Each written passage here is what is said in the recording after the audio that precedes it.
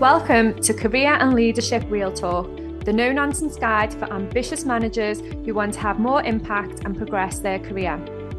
I'm Pamela Langan, a job search coach and expert CV writer specialising in helping frustrated professionals land the jobs and pay rises they know they deserve. And I'm Jackie Jagger, a leadership and mindset coach specialising in helping newly promoted and new to role leaders to avoid the dickhead trap and lead with confidence. Between us, we've helped hundreds of leaders and managers to find new roles, take ownership of their careers, and handle the challenges that job searches and leadership responsibility inevitably bring. And now we're joining forces to share with you what we know has worked for our clients. Hello and welcome to this week's episode. Today is a great one because we are talking about how to be assertive without being a dick. Now, we know that is a super strong title and a little bit tongue-in-cheek, but lately, between both of our clients, we've heard so many rants about stupid feedback and feedback that isn't really that actionable. You're too nice. You need to speak up more in meetings. You need to toughen up. So we were like, let's talk about this on the podcast because this comes up for a lot of people generally. And we thought it's a really good time to think about how you can be more assertive. And especially if you're thinking that this is something that you want to develop, then this is going to be really good for you to think about. And what we'll do is we'll go through the benefits and we'll also give you some tips on how you can do that as well. Jackie, you can get us started on this because I know this is something that's quite close to your heart. I'm having to rein myself in already. We're a minute into the podcast. Yeah, this is a real passion of mine because so many of my clients have heard or made these assumptions that you can't be nice and be assertive, or you can't be polite and be direct. There is this feeling that being more assertive becomes in the territory of speaking over people, talking louder, thumping the table, and all of those kinds of things. And so people who are great people and who are either aspiring leaders or who are in their first leadership role have found this a real challenge to navigate. How do I deliver the level of assertiveness that I want to and that I need to? How do I assert myself in the right way, but without sacrificing that human element? How do I do it in a way that stays true to me? And that was where the title came from, because it's kind of a comment from a client. I really need to learn how to be more assertive, but I don't want to be a dick. So that was where the title came from.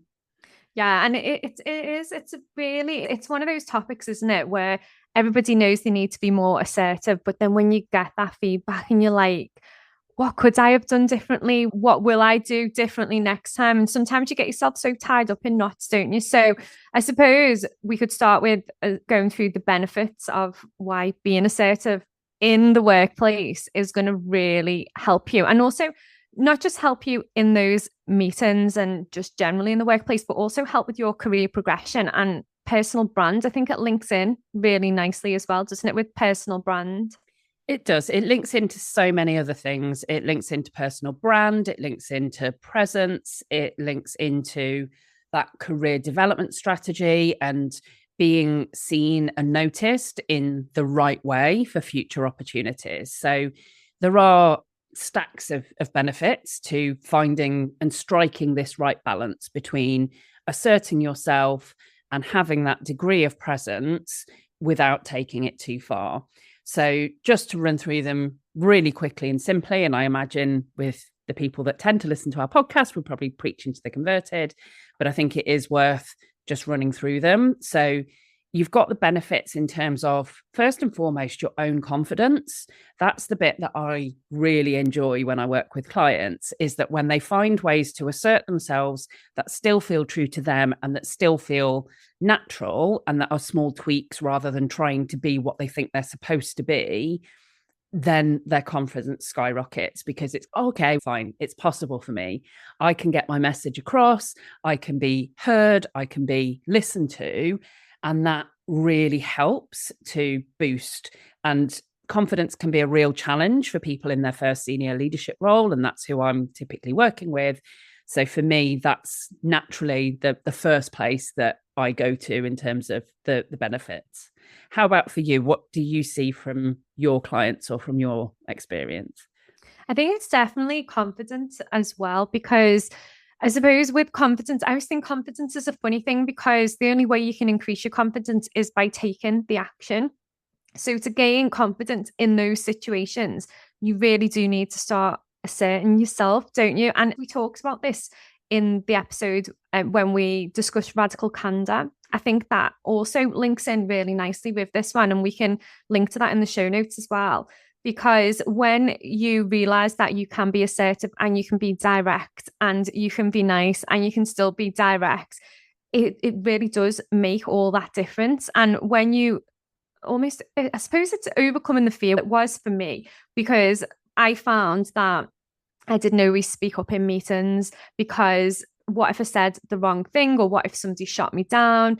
And when I just started being really direct, but in a really nice way, in a really understanding way, looking at all the facts and being direct, it did start to make all the difference. The more I practiced that, the easier it became, the more confidence I gained. So it almost becomes second nature, doesn't it, when you practice doing that, or when It you're really intentional with it as well.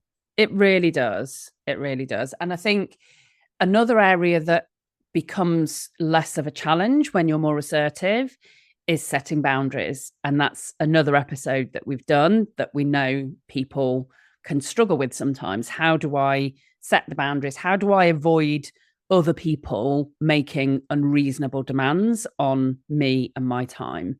And the more you build your skill of asserting yourself and advocating for what's right for you, the easier it becomes to say no to the things that don't work for you and that are outside of your boundaries. So I think that's a really important aspect of being more assertive too.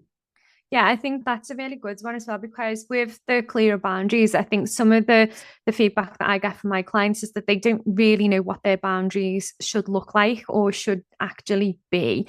And I always feel with that, it can be a tricky one to start thinking about, because ordinarily you don't think in boundaries, do you? Just think about getting a job done. But actually, when you start being more intentional with that as well, and thinking about when are people overstepping the mark, when are people pushing me to do more or to work more hours and all of that kind of stuff, that's when you can start going, okay, maybe there's a boundary that needs to be implemented there because this doesn't feel right or comfortable for me. And when you start thinking about it more, that's when you can start really focusing in on what should those boundaries look like. Yeah. And I think the final one, probably, although there are many more, but again, we have to limit it for the length of the podcast. But the other area for me that's a real benefit is around conflict and negotiation, where people who are able to assert themselves can navigate those types of situations with far more comfort and ease. So instead of things being brushed under the carpet or left to bubble under, if you've got that skill to be able to enter into a negotiation or to tackle a situation before conflict becomes combat, then you really build that ability to keep things moving in the way that you want and need them to work for you and for your team, and to be able to operate and integrate with other areas of the business. Yeah, definitely. And I think in my career, particularly, that was a game changer for me. Like understanding that I can have a disagreement with somebody and it doesn't have to be a full on argument or become a war. It literally can just be a disagreement and we can work through that and we can find a resolution. And I don't need to take offense to those things. That was a huge game changer for me. And that realization that conflict and disputes are part of the job, and my response and reaction to those really make the difference in how I handle those. And actually, that really helped in building my confidence back in the corporate world as well. So let's talk about some of the practical tips and strategies then. And we've separated these into communication and behavior. So a lot of being more assertive is about finding ways to communicate slightly differently that allow you to get your message across, maybe in a slightly different way, or allow you to get your message heard where you might not otherwise. So, our first tip around more assertive communication is to be clear and be direct, which sounds simple, but isn't always easy. Yeah, and that's the thing, isn't it? Because sometimes you think you're being clear and direct, but sometimes you're also not being clear and direct. So it's about having that sense check in place, isn't it? So that whether you are setting expectations with your team, whether you're providing feedback, or whether you are establishing boundaries around your availability and your responsibilities, that you make sure that those communications are super clear and direct, and you don't have to be rude and you don't have to be blunt with people, but it's just about stating your perspectives and your needs and your limits in a really respectful way without leaving any room for misinterpretation. I really like that point of not room for misinterpretation. For me, that really speaks to the heart of what clear, direct communication is. And one way that I see my clients struggle is they try and soften the communication and they go into over explaining mode. So they start with something that is quite clear and direct, but then they add to it, or they repeat it in a slightly different way, or they talk for longer than they need to. And what that means is that the message can be lost in amongst all of the other words that are happening. Yeah, that is so true. And I think that can happen quite a lot, especially from a new leader perspective as well, when you're trying to make that really good impression, when you're trying to be this super strong brand new leader in a new role, and you want to make that great impression. It can be so easy to go off on a tangent, or to almost, I suppose in some ways it's like waffling on a little bit more than you need to, isn't it? And then your message can be totally diluted and misinterpreted. And you can become apologetic as well. When you're explaining something, going into further explanation, your tone can become apologetic because you haven't got your message across quickly and succinctly. That's when I see people then, the emphasis becomes on this more apologetic tone. I'm taking up your time. I'm having to explain something. I might be repeating what you already know. And I think sometimes this is about giving yourself more time to think before you communicate. And we found this with the podcast, haven't we? Where we used to think about, okay, what's the general topic? We'd hit record, we'd start having a conversation, we'd find that we'd gone off on tangents, we'd find that we were talking more about an area that perhaps wasn't what we wanted to emphasize. And so we recognized that as much as it might take a bit longer to plan ahead more, when we hit record, we're more likely to get that episode done more quickly. And I think the same applies when you are delivering communication in the workplace. A bit more preparation and a bit more thought before you deliver a verbal communication or before you start to write an email allows you to get that message across more clearly and more directly. Yeah, definitely that is true. And especially if you're providing feedback that you feel might not be taken in the best possible way, you might want to write out that communication and come back to it later on. And that's the thing, isn't it? Because so often I've been guilty of doing it myself. I'm sure everyone that's listening will have done something similar, where you send almost like a rant back, or somebody's like took you off guard and you're typing out this big email back or a direct message or whatever it is. And you just type it, you send it, and then afterwards you think, oh, probably should have had a little think about that for a little while longer. It is good to definitely give more thought to what you want to communicate in the way that you want to communicate that. And I think sometimes you do need to step away, don't you? And then come back and go, is this with fresh eyes? Is this still the way that I want to communicate this message? I think that highlights a point that assertive communication is more logical driven rather than more emotion driven. So what you're describing there with that email rant back is that there's that emotive response, there's a reaction to it, as opposed to that considered, measured approach that time and that planning can allow you to do. So when you have that more measured approach as opposed to emotionally driven, that can be a way to deliver a more assertive form of communication. Yeah, definitely. And then the other thing that we were talking about before we started the podcast was slowing down, wasn't it? And removing the filler words. And I think that's something that we've definitely had to do on the podcast, isn't it? Yeah. So filler words are um, uh, like, I think, these kinds of things.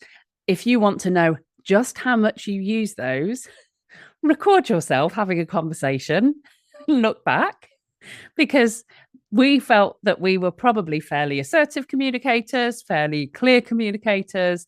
And then we started this podcast and slapped in the face that we do tend to get excited. Our pace increases. We use filler words. So for us, this has been a training ground in adjusting our communication and our approach. So a simple way to do it is genuinely to record yourself and to listen back. Do you sound measured, considered, a slightly slower pace? Or do you, particularly when emotion comes in, when you get passionate about something, people tend to speed up. If you're nervous, then very often you try and rush to get through to the end of what you're saying. So those types of things can really impact. And if you want to be perceived as more assertive, then training yourself to slow down, to use pauses, and not to use filler words can be invaluable. Yeah, definitely. And I think listening back to yourself, listening back to your own recordings is something that you also need to practice, because I know at the start, when we started the podcast and all of the videos and things like that I've done, I would not listen back to any of them because I would cringe. I would be like, is that how I really sound in real life? But you almost get over that and then allow yourself to understand how you do come across and take those learnings away. And it does really, really help. And I always take it back to interview prep, but it's perfect for interview prep as well, so that exactly how you're coming across to employers and can really help you to refine your answers. All communications really, but it's such a good thing to start doing and being really intentional about for your own personal development. We talk about that all the time with recruitment being a two-way process, and assertive is when you engage with that as a two-way process and you're not passive and desperate for them to offer you the job. So an interview is the perfect time to use assertive communication style and to find that balance and to explain and to articulate well without without showing nerves or without becoming aggressive. And I think the final point we have on communication tips is really helpful when it comes to avoiding, if you're more the other way, where when you try and be more assertive, you find that potentially you worry that you might come across as aggressive, then this one is really helpful. And it's to use what's called I statements. And this is really simple. It's about framing statements in your own context. So you are speaking from your own perspective. So what I mean by that is saying something like, I feel we should do this because. You're stating your perspective, you're giving your reasoning, and rather than ask a question of, don't you think this would be a good idea? Or I thought this might work. You're stating that slightly more powerful, I've concluded this is my reasoning. You're not excluding other people's views. You're not telling other people you're wrong or I'm not listening to you, but you are simply giving that impression and that perspective. And that can also really help to avoid that defensive reaction that you spoke about before. Because if you say, I think that's wrong or I think you're wrong, then that can prompt that defensive reaction. But when you say, I think this because, or I'd like us to go down this route, that gives you some power in the way that you're delivering that communication without excluding or suggesting others are wrong. Yeah, definitely. And I think as well, like a big part of being perceived as assertive is how you carry yourself. Let's look at some things that people can do, some tips that can help people feel more self assured in their abilities to use those I statements and to really own their communications and put across what they really want to say in a way that is perceived well from all parties. Yeah. So behavior and that self assurance, I think, is a great description because this isn't cockiness. This isn't competitive or status driven. This is that calm, grounded sense that you belong and that your perspective is worth sharing. And if you can develop that and develop the behaviors, then the communication often comes naturally as a result of that. So the first one that we've got is thinking about the messages that you give to yourself. So that self-talk, that inner monologue, that kind of chatter that people have going on. And this is often a big reason why people don't assert themselves or don't assert themselves in perhaps the way that they'd like to, because they're too busy beating themselves up and judging themselves for the things that they've done wrong or for not being confident enough.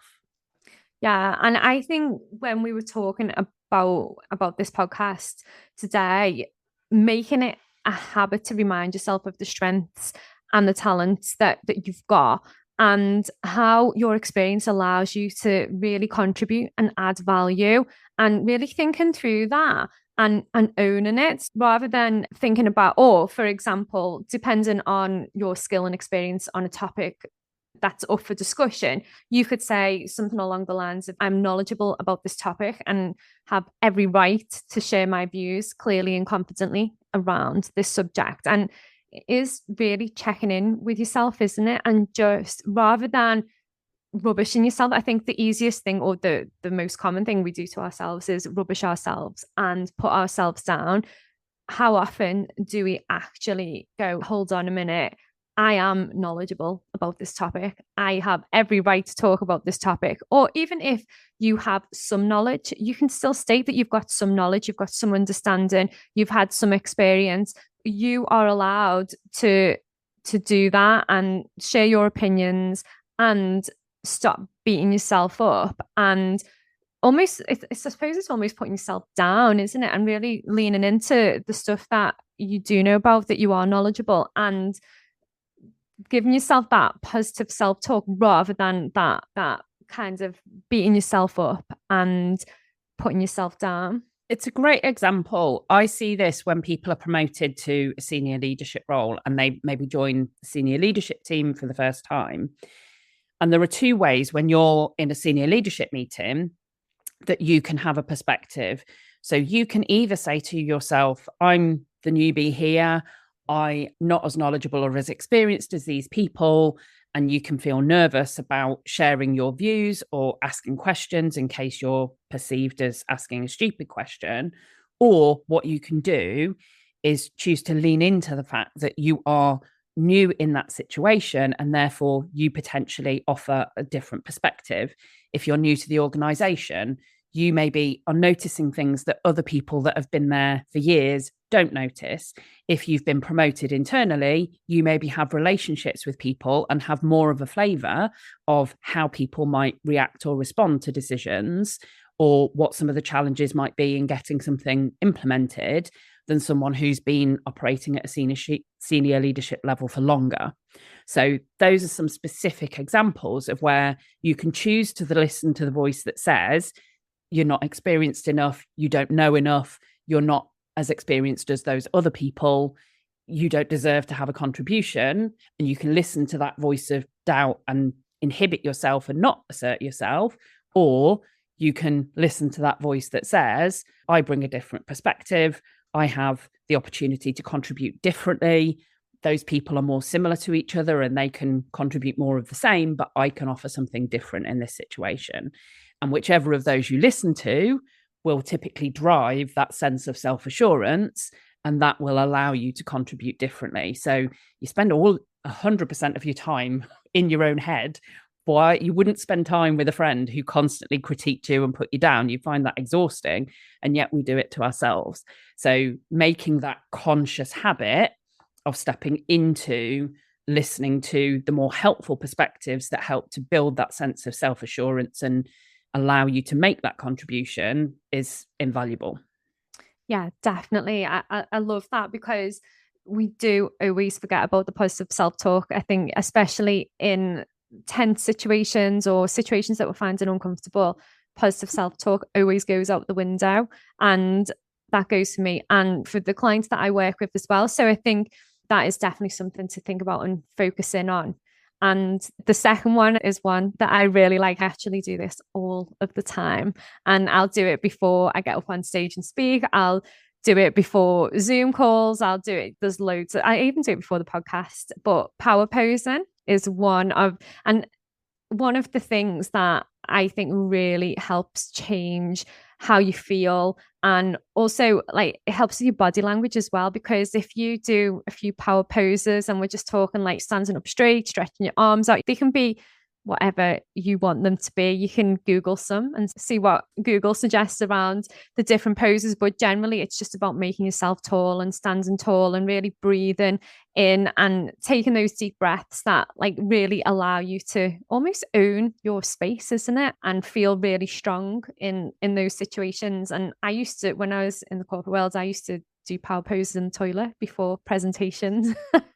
I've done power poses in meeting rooms and actually being caught doing them when I thought nobody was around. I'll just do a quick power pose and people have walked in and I've gone, oh, hello. And then I've ended up explaining what I was doing. And people are always like, oh, wow, that's a great idea to get you into the right mindset. But one other thing that I do with that as well is I have a playlist on Spotify with all my power songs.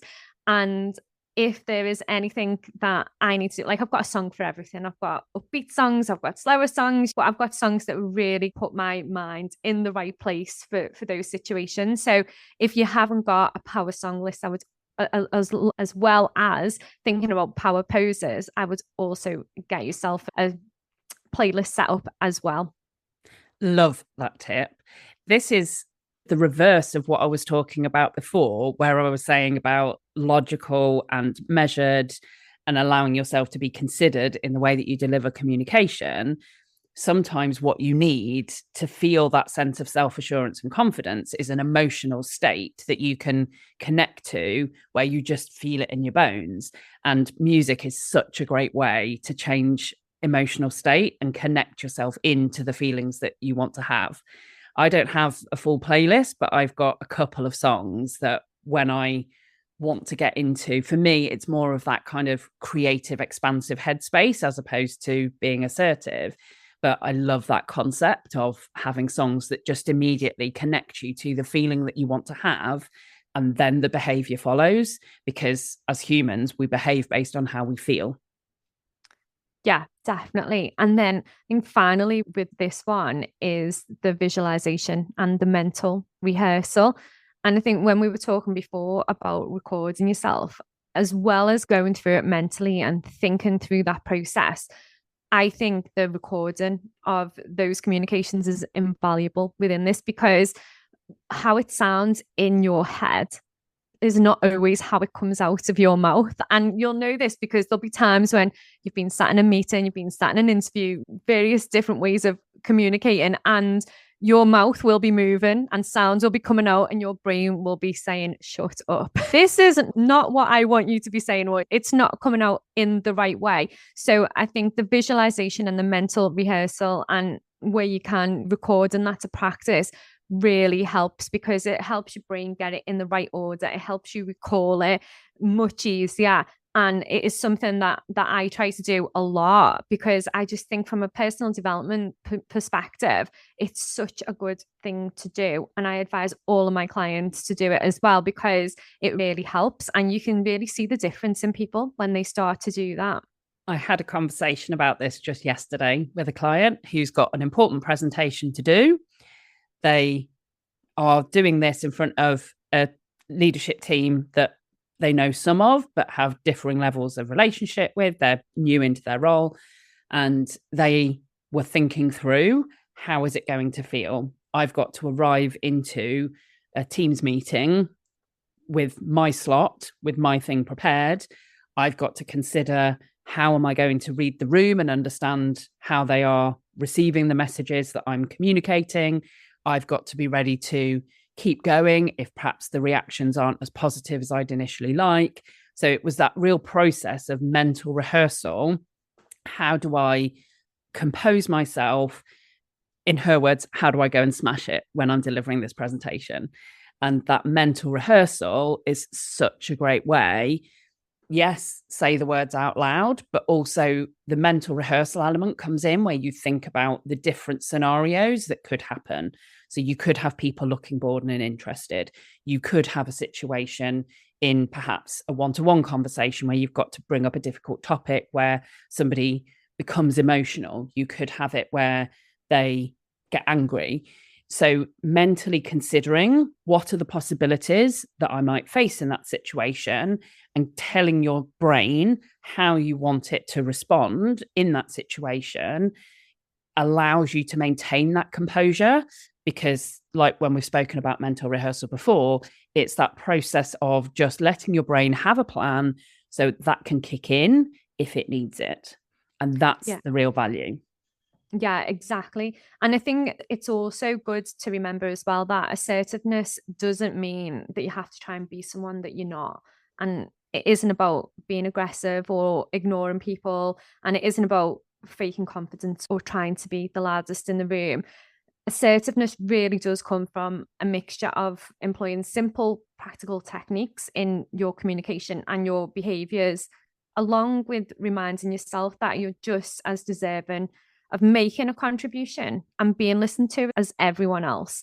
And it really does allow you to advocate for yourself and your team in a way that allows you to be heard and create real influence and impact. So if you are listening to this podcast and it's something that you've been struggling with, and or you're struggling to find the balance between being nice and assertive or polite and direct, then Jackie's Leadership Power Hour will be absolutely perfect to help you unpack all of the strategies and really work out what will work best for you. So thanks for listening this week. And as usual, please share this episode with anyone that you think might find it useful. And please don't forget to rate and review us on your favorite podcast platforms. And we will be back next week with another episode. Exciting news from us. If you're an ambitious leader or manager earning 50k or more and you're ready to take your career to the next level, we have an opportunity for you. Introducing Catalyst Career Club, your secret weapon for unlocking career success. As a member, you'll get access to monthly live training sessions, exclusive job opportunities, and the ability to get personalised advice from us on your toughest career challenges. We've helped thousands of driven leaders like you secure significant pay rises, land dream roles, and thrive in their careers. And now we want to support you in achieving your most ambitious career goals too. Membership is just $6.99 per month with no contract or tie-in. And as a special bonus for being our podcast listeners, you can use the code podcast at checkout to get your first month for just £1. Head over to pamelalangan.com/Catalyst Career Club to sign up now, and we'll see you inside.